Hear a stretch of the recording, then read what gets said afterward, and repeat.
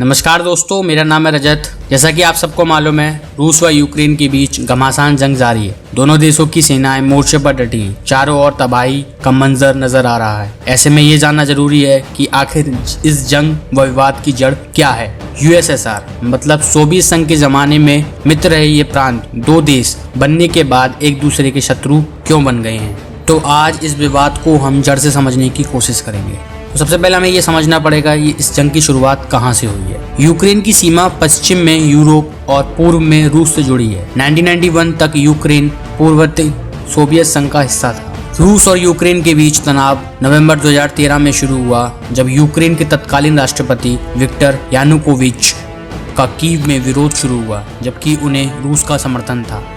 यही नहीं, यानुकोविच को अमेरिका ब्रिटेन समर्थित प्रदर्शनकारियों के विरोध के कारण फरवरी 2014 में देश छोड़कर भागना पड़ा था। इस बात से खफा होकर रूस ने दक्षिणी यूक्रेन की क्रीमिया पर कब्जा कर लिया। इसके बाद वहां के अलगाववादियों को समर्थन दिया। इन अलगाववादियों ने पूर्वी यूक्रेन के बड़े हिस्से पर कब्जा कर लिया था। 2014 के बाद से रूस समर्थन अलगाववादियों और यूक्रेन की सेना के बीच डोनबास प्रांत में संघर्ष चल रहा था। इससे पहले जब 1991 में यूक्रेन सोवियत संघ से अलग हुआ था, तब भी कई बार क्रीमिया को लेकर दोनों देशों में टकराव हुआ।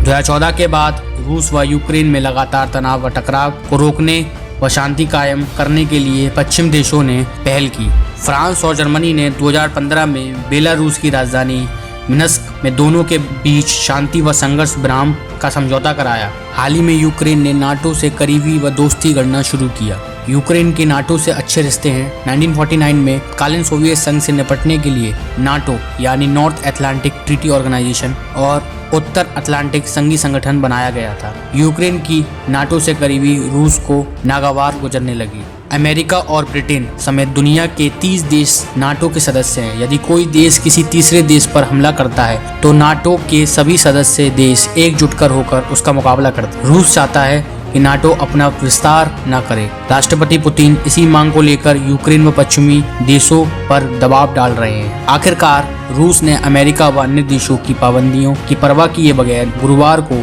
यूक्रेन पर हमला बोल दिया। अब तक तो नाटो, अमेरिका व किसी अन्य देश ने यूक्रेन के समर्थन में जंग में कूदने का ऐलान नहीं किया है। वे यूक्रेन की परोक्ष मदद कर रहे हैं। ऐसे में कहना मुश्किल है कि यह जंग क्या मोड़ लेगी। क्या ये वर्ल्ड वॉर 3 की तरफ जाएगी? यदि यूरोप के देशों या अमेरिका ने रूस के खिलाफ कोई सैन्य कार्रवाई की तो समूची दुनिया के लिए मुसीबत पैदा हो सकती है।